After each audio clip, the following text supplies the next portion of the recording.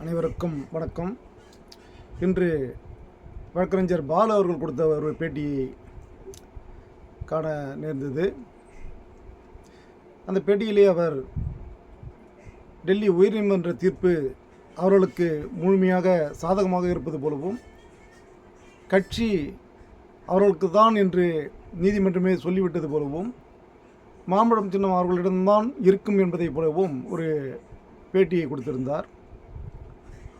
நீதிமன்ற தீர்ப்பு என்ன என்பதை பார்க்காமலேயே, அல்லது நீதிமன்ற தீர்ப்பினுடைய சாராம்சம் என்ன என்பதை புரிந்து கொள்ளாமலேயே, அல்லது நீதிமன்றம் கொடுத்திருக்கக்கூடிய அந்த ஆங்கில வடிவத்தினுடைய அர்த்தம் தெரியாமலேயே வழக்கறிஞர் பாலு அவர்கள் அப்படி ஒரு பேட்டி கொடுத்திருப்பதாகத்தான்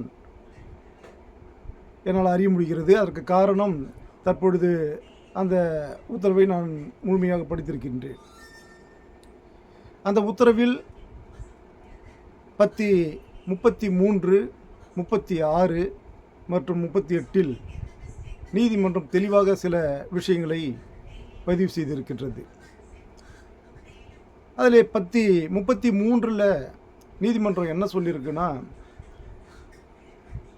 தேர்தல் ஆணையம் சொன்ன விஷயங்களை அதில் பதிவு செய்து இருப்பதோடு, தேர்தல் ஆணையம் சொன்னதை அப்படியே நீதிமன்றமும் ஏற்றுக்கொண்டிருக்கின்றது. அதாவது,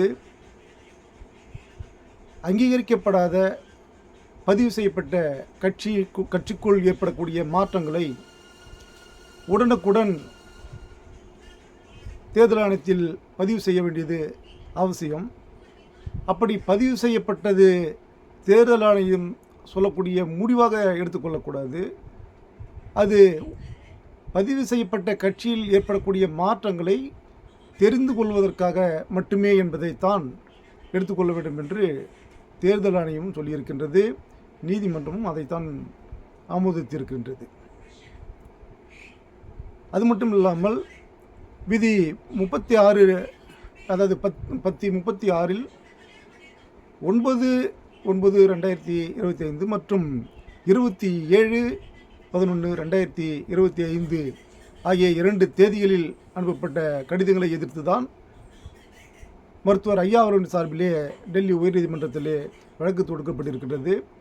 அந்த கடிதத்தை தேர்தல் ஆணையம் அப்படியே ஏற்றுக்கொண்டதாக யாரும் கருதக்கூடாது.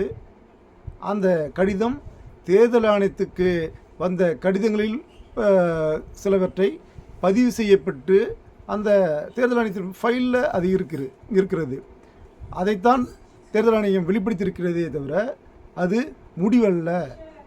ஒரு பதிவு செய்யப்பட்ட கட்சியினுடைய விஷயத்தில் இவர்தான் தலைவர் என்று முடிவு செய்வதற்கு தேர்தல் ஆணையத்திற்கு எவ்வித அதிகாரமும் கிடையாது என்பதையும் பத்தி 38 நீதிமன்றம் தெளிவாக குறிப்பிட்டிருக்கின்றது. 2 தரப்பு உரிமை கோரும் ஒரு விஷயமாக இருக்கின்ற பட்சத்தில் அதிலே யாருக்கு உரிமை இருக்கிறது என்பதை உரிமையில் நீதிமன்றம் தான் தீர்மானிக்க முடியுமே ஒழிய தேர்தல் ஆணையம் தீர்மானிக்க முடியாது என்பதை மீண்டும் நீதிமன்றம் தெளிவுறுத்தியுள்ளது. ஆக, பனையூருக்கு பாமக கிடையாது, பனையூருக்கு மாம்பழமும் கிடையாது. ஐயாவுக்கு ஐயா அது என்னுடையது என்று உரிமை கோருகின்றார். ஆக, இருதரப்பும் உரிமை கோரும் பொழுது நீதிமன்றத்தில் தான் இதற்கு ஒரு இறுதி முடிவு கிடைக்கும். அதுவரை இருவருக்கும் அது இல்லை என்பதுதான் அதனுடைய அர்த்தம் என்பதை இந்த நேரத்திலே அனைவருக்கும் தெரிவித்துக் கொள்கிறேன். நன்றி, வணக்கம்.